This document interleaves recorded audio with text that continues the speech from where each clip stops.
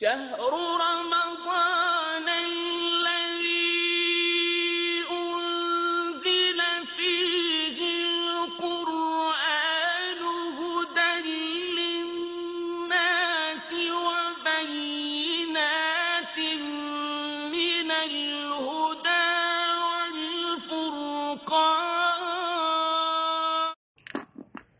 الحمد لله رب العالمين الرحمن الرحيم مالك يوم الدين والصلاة والسلام على نبينا محمد وآله وأصحابه أجمعين ومن تبعهم بإحسان إلى يوم الدين وأشهد أن لا إله إلا الله وحده لا شريك له وأشهد أن محمدا عبده ورسوله.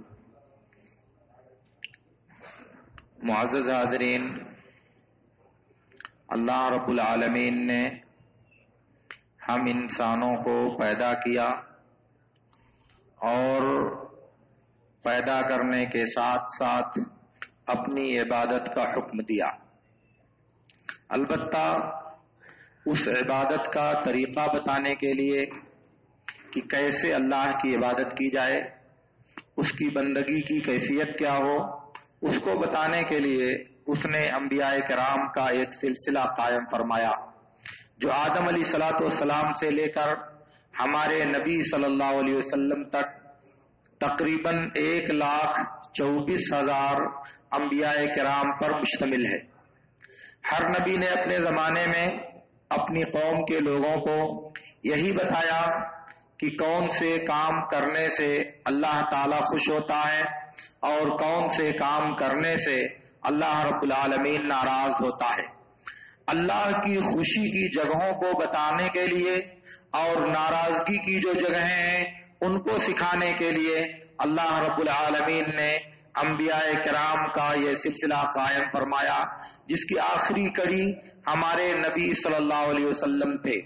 آپ نے بھی اپنی امت کو ان تمام باتوں کی تعلیم دی جن کی انسانوں کو ضرورت تھی. دنیا میں زندگی گزارنے کے لیے، آخرت میں اللہ کی جنت حاصل کرنے کے لیے جتنی صورتیں ممکن تھی وہ سب اللہ کے نبی صلی اللہ علیہ وسلم نے ہم انسانوں کو بتا دیا، سکھا دیا، بیان کر دیا. صحیح مسلم کی ایک روایت میں ہے، اللہ کے نبی صلی اللہ علیہ وسلم نے ارشاد فرمایا، ما من شيء يقربكم الى الجنہ ويبعدكم من النار الا وقد بين لكم.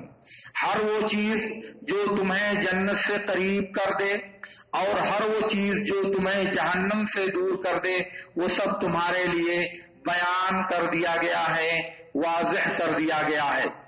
اسی لیے اللہ رب العالمین کی رضامندی چاہنے والوں کے لیے یہ آسانی ہے کہ اس طریقے کی پیروی کریں جو اللہ کے نبی صلی اللہ علیہ وسلم نے سکھایا ہے، اور اللہ کے غضب اور اس کی جہنم سے بچنے والوں کے لیے آسانی ہے کہ ان تمام جگہوں سے اپنے آپ کو بچائیں جن سے اللہ کے نبی صلی اللہ علیہ وسلم نے ہم کو منع کیا ہے.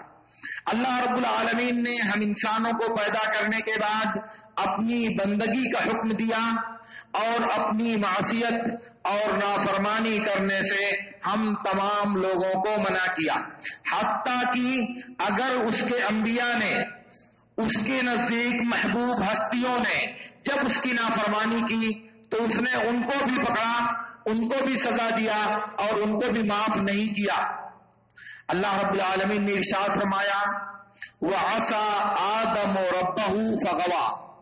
آدم علیہ السلام نے اپنے رب کی نافرمانی کیا تو وہ گمراہ ہو گئے.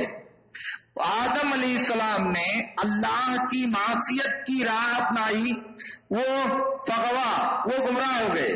معلوم ہوا کہ رب کی معصیت کرنے والا انسان کوئی بھی ہو، بشر کا کوئی بھی انسان ہو، بہت بڑی ہستی ہو، بہت بڑی شخصیت ہو، مگر جب رب کی نافرمانی، اللہ کی معصیت آئے گی تو اللہ رب العالمین یا تو ناراض ہوگا، یا گرفت کرے گا، یا سرزنش کرے گا، یا سزا دے گا. وہ اللہ رب العالمین کی مرضی کے اوپر ہے.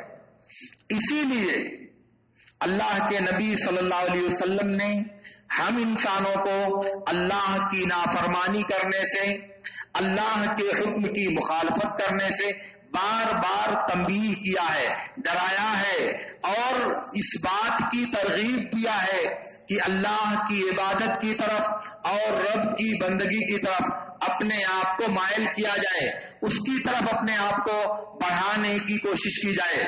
مثال کے طور پر اللہ کے نبی صلی اللہ علیہ وسلم نے فرمایا، صحیح بخاری کی روایت میں ہے، کل امتی يدخلون الجنۃ الا من ابى قالوا ومن يابى يا رسول اللہ قال من اطاعني دخل الجنہ ومن عصاني فقد ابى۔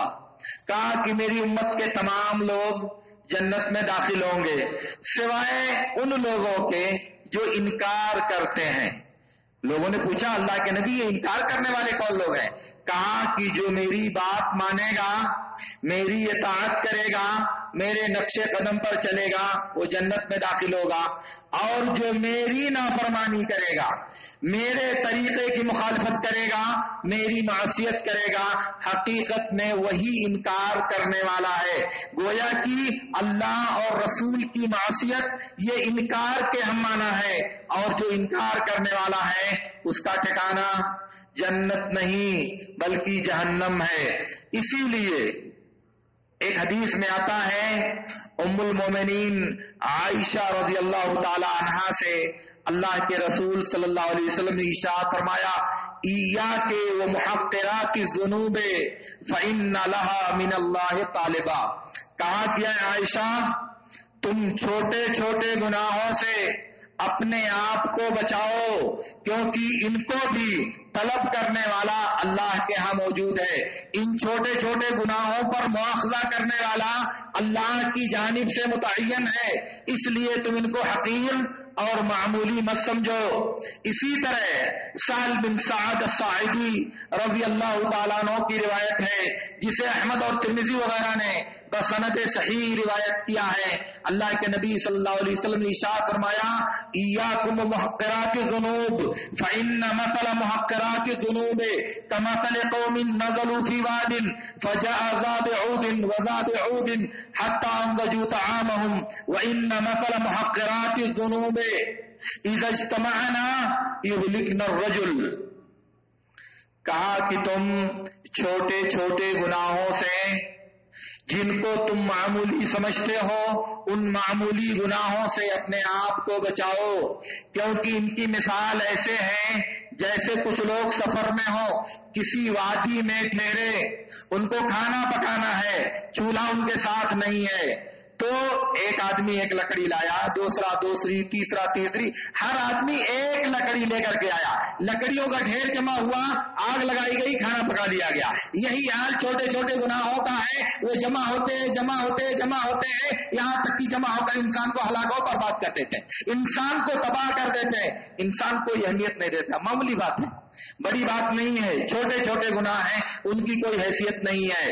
اسی لیے عبداللہ بن مسعود رضی اللہ تعالیٰ عنہ کی ایک تیسری روایت میں ہے، جسے بزار وغیرہ نے بسند صحیح روایت کیا ہے، اللہ کے نبی صلی اللہ علیہ وسلم نے اس میں بھی یہی مثال بیان کیا ہے کہ ایاکم محقرات الذنوب فإنہن لا یزلن بالمرء حتی یہلکنہ۔ کہا کہ تم چھوٹے چھوٹے گناہوں سے اپنے آپ کو بچاؤ، وہ برابر انسان کے ساتھ جمع ہوتے رہتے ہیں، برابر انسان کے ساتھ اکٹھا ہوتے رہتے ہیں، یہاں تک کہ انسان کو ہلاکت کے غار میں لے جا کر کے گم کر دیتے ہیں، تباہی کے دلدل میں اسے برباد کر دیتے ہیں۔ یہ ان گناہوں کی مثال ہے جن گناہوں کو ہم کوئی حیثیت نہیں دیتے، جو ہماری نظر میں گناہ تصور نہیں کیے جاتے، معمولی بات سمجھتے ہیں اس کو، لیکن یہ معمولی گناہ ایسا غلط اور ایسا تباہ کن نتیجہ ہم کو دیتے ہیں کہ ہماری بربادی کا سامان بن جاتے ہیں۔ ہم نے دنیا میں ان کو کوئی وزن نہیں دیا، کوئی اہمیت نہیں دی۔ عبداللہ بن مسعود رضی اللہ تعالی عنہ بیان فرماتے ہیں، صحیح بخاری کی روایت میں ہے، ان مثل المؤمن في ذنبه كأنه جالس تحت جبل يخاف ان يقع عليه وان المنافق يرى ذنبه كذباب جلس عنفه فقال بيده هكذا۔ کہا کہ مومن آدمی اپنے گناہوں سے اتنا ڈرتا ہے، اتنا خوف کھاتا ہے کہ جیسے وہ پہاڑ کے دامن میں بیٹھا ہوا ہو، ڈر رہا ہے کہ کہیں پہاڑ اس کو کچل نہ دے، پہاڑ اس کے اوپر گر نہ پڑے اور وہ اس میں پس جائے۔ لیکن منافق کی مثال یہ ہے کہ گناہ کرتا ہے، معصیت کرتا ہے تو ایسے جیسے مکھی بیٹھی ناک پر اور ہٹا دیا اور کچھ نہیں، مکھی بیٹھی اور اس کو ہٹا دیا اور کوئی حیثیت نہیں، گویا کہ اس کی نظر میں گناہوں کا کوئی مقام، گناہوں کی کوئی سنگینی اور گناہوں کی کوئی خطرناکی نہیں ہوتی۔ لیکن مومن آدمی جب کوئی گناہ کرتا ہے تو ڈرتا ہے، خوف کھاتا ہے کہیں پہاڑ نہ ہمارے اوپر آ جائے۔ پہاڑ کیا ہے؟ وہ اللہ رب العالمین کی گرفت ہے، اللہ رب العالمین کا مواخذہ ہے، اللہ رب العالمین کا عذاب ہے، اس سے وہ خوف کھاتا ہے۔ اسی لیے صحیح بخاری کی روایت میں ہے، انس بن مالک رضی اللہ تعالیٰ عنہ کہتے ہیں، انکم لتعملون اعمالا ہی ادق فی اعینکم من الشعر کنا نعدها فی زمن رسول اللہ صلی اللہ علیہ وسلم من الموبقات۔ کہا کہ تم بہت سے کام ایسے کرتے ہو، یہ انس بن مالک نے اپنے زمانے میں کہا ہے۔ ذرا سوچئے کہ انس کا انتقال سن 94 ہجری میں یا اس کے کچھ آس پاس ہوا ہے۔ انہوں نے کہا کہ تم بہت سے اعمال ایسے کرتے ہو وہ تمہاری نظر میں بال سے بھی زیادہ باریک ہیں، تمہاری نظر میں بال سے بھی زیادہ باریک اور بال سے بھی زیادہ معمولی ہے، کوئی اہمیت نہیں ہے، لیکن ہم نبی کے زمانے میں ان اعمال کو تباہ کر دینے والا، ہلاک کر دینے والا، برباد کر دینے والا عمل ہم اسے سمجھتے تھے۔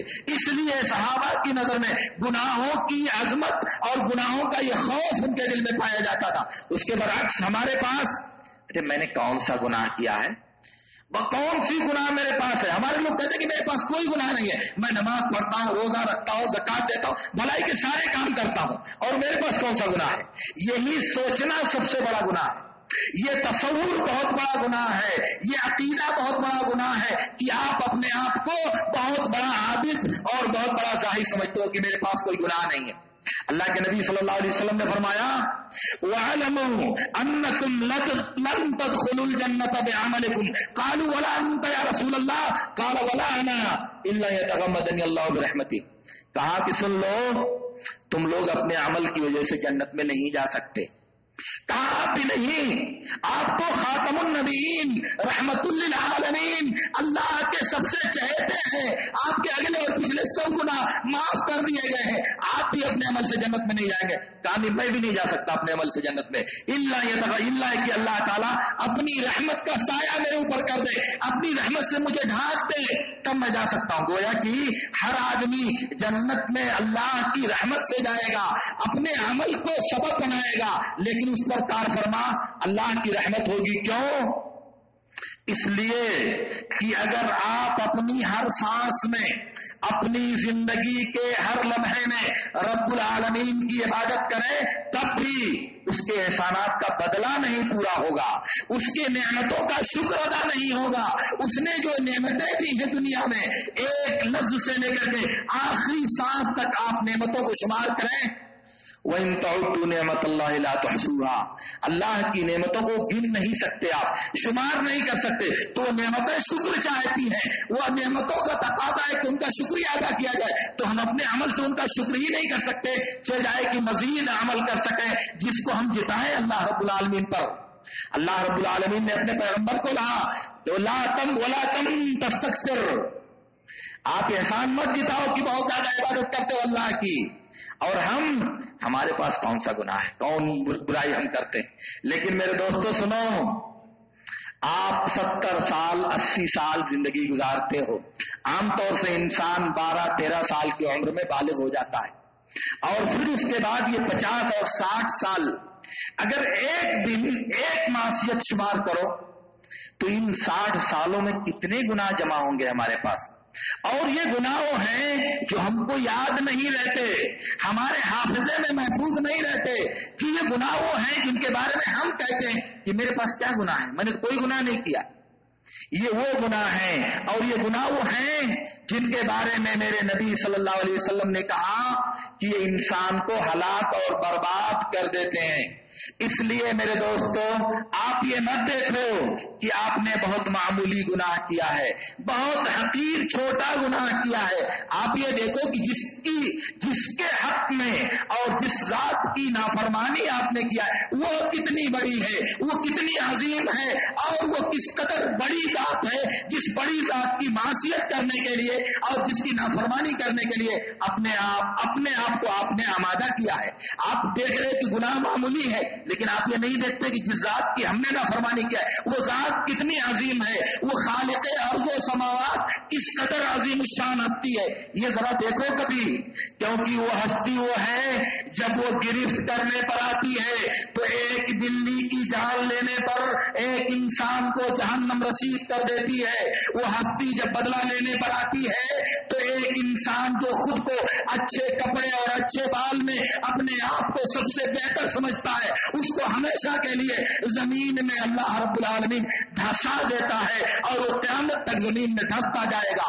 وہ جب گرفت کرنے پر آتا ہے تو 5 سے 6 ہزار روپیہ چوری کرنے پر آپ کا ہاتھ کاٹنے کا حکم دیتا ہے۔ وہ جب بدلہ لینے پر آتا ہے تو زبان سے کہی ہوئی ایک بات کے بدلے میں وہ آپ کو 70 اور 80 کوڑے مارنے کا حکم دیتا ہے۔ تو ایک معمولی بات کی جب سزا دینا چاہتا اللہ رب العالمین تو آپ اندازہ نہیں لگا سکتے کہ کیسے اللہ رب العالمین آپ کی گرفت کرے گا۔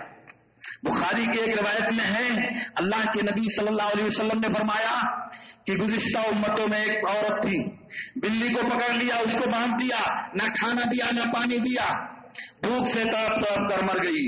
اللہ نے اس کو پکڑ کر جہنم میں داخل کر دی۔ بلی کیا حیثیت ہے بلی کی؟ ایک بے جان مخلوق کچھ نفع اور نقصان نہیں پہنچاتی، اس کی وجہ سے میرے رب نے اس عورت کو جہنم میں داخل کر دیا۔ ایک آدمی راستے میں جا رہا، صحیح بخاری کی روایت ہے، خوبصورت بال، خوبصورت جوڑا، ارے آج مجھ سے بہتر کون ہے، آج میں سب سے بہتر ہوں۔ اللہ تعالیٰ کو بہت برا لگا، یہ سوچا کہ تم بہت بہتر ہو، کہا جاؤ زمین میں دھسا دیا، اب وہ قیامت تک زمین میں دھستا چلا جائے گا۔ پکڑ لیا تو زمین میں پھنسا دیا، اب وہ قیامت تک پھنستا چلا جائے گا۔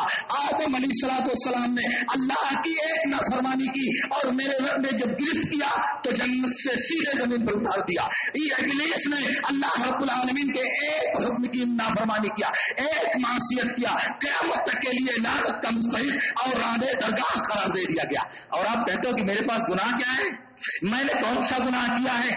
نہیں میرے دوستو، رب العالمین جب انسان کی گرفت کرنا چاہے تو دنیا کی کوئی طاقت اس کو اس کے ارادے سے روک نہیں سکتی، اس کو اس کے ارادے سے باز نہیں رکھ سکتی۔ اس لیے گناہ کوئی چھوٹا نہیں ہوتا، گناہ چھوٹا وہ ہوتا ہے جو اللہ رب العالمین معاف کر دے، جو اللہ رب العالمین نظر انداز کر دے۔ مگر جب اللہ تعالیٰ گرفت کرنے پر آتا ہے تو جن کو ہم معمولی سمجھتے ہیں، جن کو ہم وزن نہیں دیتے، کوئی اعتبار نہیں ہوتا جن کی ہماری نظر میں، وہی گناہ ہماری ہلاکت کا سبب بن جاتے ہیں۔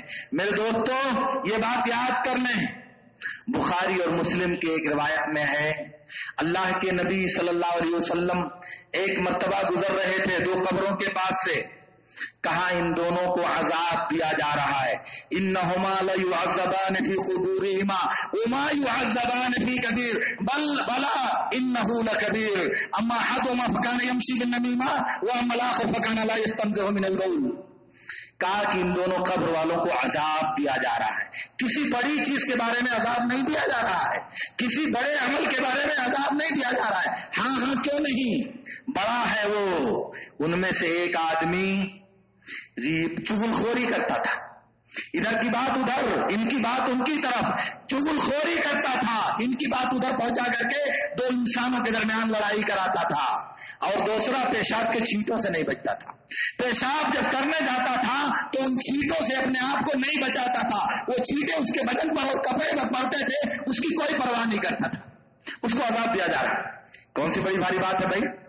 زبان سے ہم کتنے کلمے روزانہ بولتے ہیں، کتنی باتیں لوگوں کے بارے میں ہم کہتے ہیں، کتنی خبریں ہم لوگوں کے بارے میں جھوٹ اڑاتے ہیں، اور ہمیں کوئی پرواہ نہیں ہوتی۔ بخاری کی روایت میں ہے اللہ کے رسول صلی اللہ علیہ وسلم نے ارشاد فرمایا ان العبد لا يتكلم بكلمة من رضا الله لا يبالي بها رفع الله بها درجات في الجنة وان العبد لا يتكلم بكلمة من سخط الله لا يبالي بها يهوي بها في نار جهنم 70 خريفا۔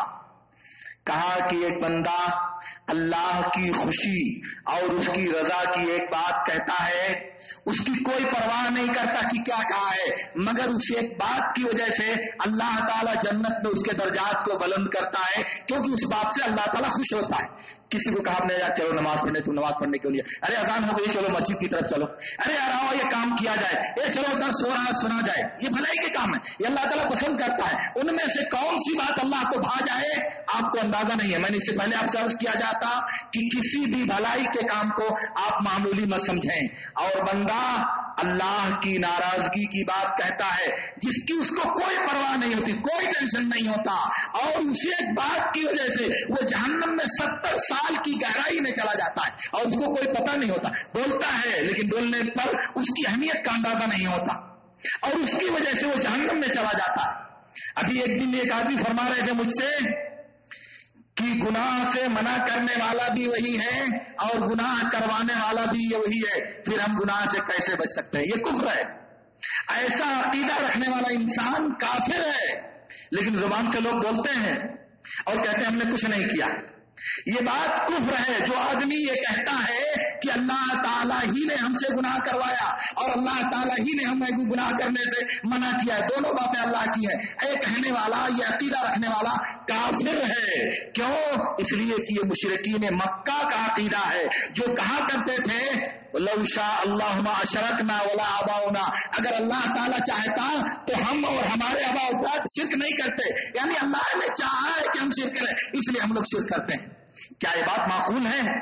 ایک اہل حدیث انسان جو اللہ کی کتاب اور نبی کی سنت کی اتباع کا دم بھرتا ہو، وہ جبر کا یہ عقیدہ رکھے کہ اللہ تعالیٰ نے ہم کو مجبور کر دیا ہے اس لیے گناہ ہم کرتے ہیں کہ اللہ نے گناہ کے لیے ہمیں مجبور کیا ہے، یہ کون سی بات ہے اللہ کی شان میں؟ اللہ کی عظمت کے خلاف ہے یہ بات۔ اور ایک انسان عقیدہ رکھے اور کہے کہ یہ اور یہ، بتائیے قابل معافی ہے؟ یہ اللہ رب العالمین کی نظر میں بہت بڑی بات ہے۔ اور سنیں، میں آپ سے عرض کر رہا ہوں، بات آ گئی ہے تو سن لیجئے۔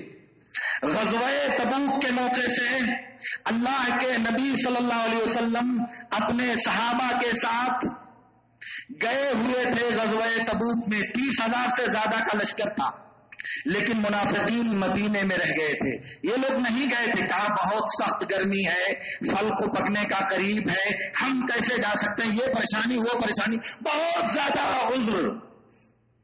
تو ان میں سے کچھ لوگوں نے کہا تھا کہ ہم نے ان علماء جیسے بڑے پیٹ والے، ان سے زیادہ بزدل ہم نے نہیں دیکھا۔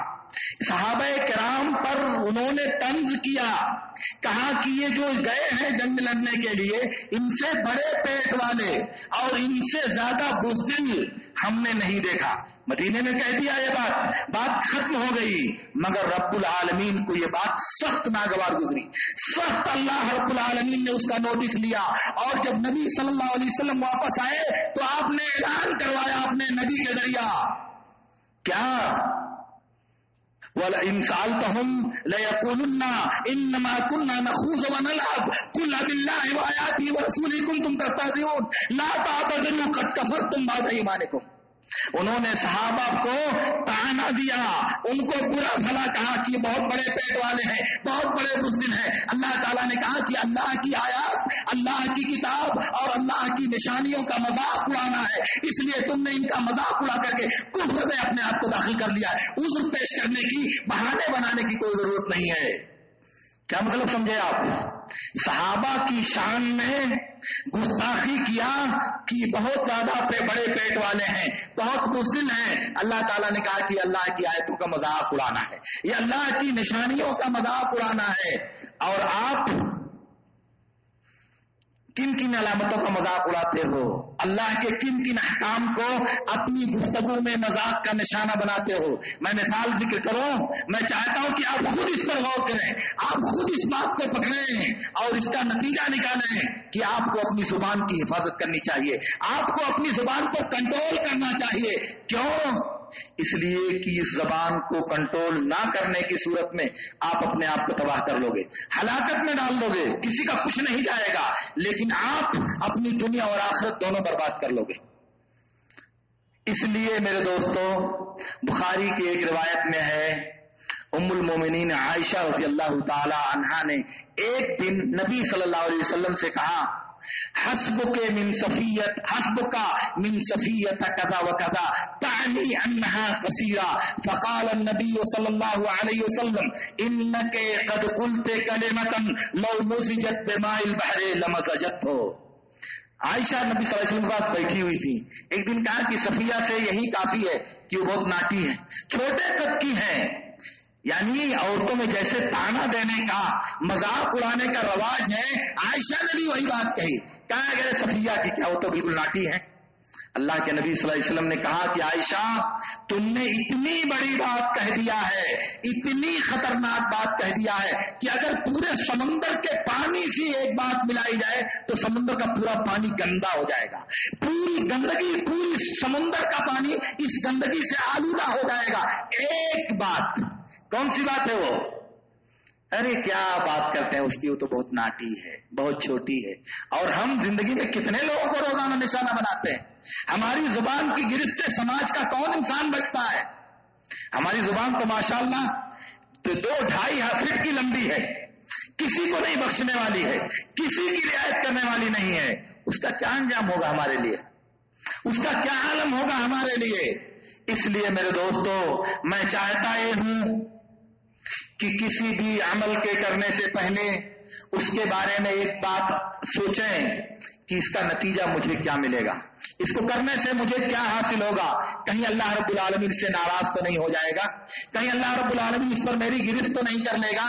یہ وہ چیزیں ہیں جن کو ہم اہمیت نہیں دیتے. نماز پڑھنے ہم آتے ہیں, نماز پڑھنے آتے ہیں اس لیے کہ اللہ نے کہا ہے, لیکن سب اپنی مرضی کے مطابق بنائیں گے. جہاں دل چاہے گا وہاں کھڑے رہیں گے. سب کٹ جائے, سب جڑ جائے, ہم سے کوئی مطلب نہیں.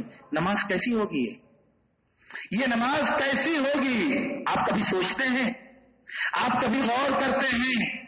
نبی صلی اللہ علیہ وسلم نے کہا کہ تم سب ٹھیک کرو, میں تمہیں اپنے پیچھے سے دیکھتا ہوں, کیونکہ صفوں کو ٹھیک کرنا یہ نماز کو قائم کرنا ہے, نماز کو پورا کرنا ہے. اور ہمیں صف کے بارے میں کوئی پرواہ نہیں.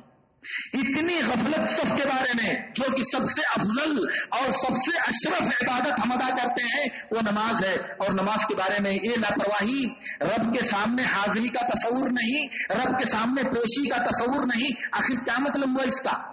کبھی آپ سوچتے ہیں اس بات کو, کبھی آپ غور کرتے ہیں اس بات کو؟ آپ آتے ہیں نماز پڑھنے کے لیے, آپ کے منہ سے بھرپور بدبو آتی ہے, آپ نشہ اور چیزیں کھاتے ہو, آپ بیڑی پیتے ہو, آپ پان کھاتے ہو, آپ سگریٹ پیتے ہو. میرا نبی کہتا ہے کہ جو لہسن کھائے وہ مسجد میں ہماری جماعت میں حاضر نہ ہو, اور آپ وہ بدبودار منہ لے کر کے رب کے سامنے حاضر ہوتے ہو اور کہتے ہو میں نے کیا گناہ کیا ہے. اللہ کے نبی صلی اللہ علیہ وسلم نے فرمایا کہ ان الملائکۃ تتعقى مما يتعقى منه بنو آدم, جس چیز سے انسانوں کو تکلیف ہوتی ہے اس چیز سے فرشتوں کو بھی تکلیف ہوتی ہے. اس لیے اگر کوئی کچا لہسن کھائے تو مسجد میں نہ آئے. ہم کچا لہسن کیا, اس سے زیادہ بدبودار کچھ لوگ بغل میں پڑھتے ہیں اگر تو ان کے منہ سے اتنی گھناؤنی بدبو آتی ہے کہ پوری نماز ڈسٹرب ہو جاتی ہے, اس بدبو کو برداشت نہیں کیا جاتا. تو فرشتے کیسے ٹکیں گے اس پر؟ اللہ کے نبی صلی اللہ علیہ وسلم نے فرمایا کہ بندہ جب نماز میں قرآن پڑھتا ہے تو اللہ کے فرشتے اس کے منہ پر اپنا منہ رکھتے ہیں. اس بدبودار منہ پر فرشتے منہ رکھنے آئیں گے آپ کے, اس بدبودار منہ کو سونگھنے کے لیے آئیں گے فرشتے. کبھی سوچو میرے دوستو, کبھی غور کرو اور یہ بات طے کر لو اور عہد کر لو اس بات کا کہ ہمارا دین وہ ہے جو رب نے بتایا ہے, ہماری شریعت وہ ہے جو محمد الرسول اللہ صلی اللہ علیہ وسلم نے دنیا کے انسانوں کو پہنچایا ہے. ہمارا دین وہ نہیں ہے جو ہمارا نفس چاہتا ہے, ہماری طبیعت چاہتی ہے, ہماری آسانی چاہتی ہے, ہمارا سماج چاہتا ہے, ہمارا خاندان چاہتا ہے, ہمارے رسم و رواج چاہتے ہیں, ہمارے اپنے طور طریقے چاہتے ہیں. وہ دین نہیں ہے, وہ آپ سمجھتے رہو, آپ بناتے رہو, وہ سب دین نہیں ہے. دین صرف اور صرف وہ ہے جو اللہ رب العالمین نے اپنے پیغمبر کے ذریعہ دنیا کے انسانوں کو پہنچایا ہے. اس کے علاوہ کوئی چیز دین نہ تھی، نہ ہے، اور نہ قیامت تک کبھی بنے گی۔